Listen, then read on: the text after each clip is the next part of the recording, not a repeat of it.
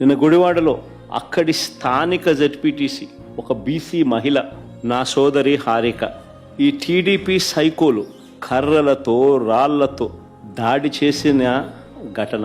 ఆమె చేసిన తప్పేమిటి అని అడుగుతా ఉన్నా.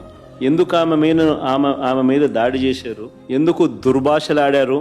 ఎందుకు నోటుకొచ్చినట్టు అనరాని మాటలతో ఆమెను తిట్టారు అని అడుగుతా ఉన్నా. సాయంత్రం 5 గంటలకు మొదలైంది ఈమె మీద దాడి. దారిలో పోతా ఉంటే కారును అడ్డగించినారు. 5 గంటలకు మొదలైతే 6:30 వరకు ఈ దారి కొనసాగింది.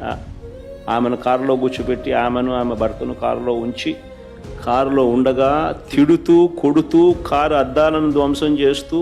ఆశ్చర్యం ఏంటంటే ఇవన్నీ పోలీసుల సమక్షంలో జరుగుతూ ఉన్నాయి. పోలీసులు ప్రేక్షక పాత్ర పోషిస్తూ ఉన్నారు. ఒక బీసీ మహిళ, ఆమెకు ఆత్మగౌరవం లేదా?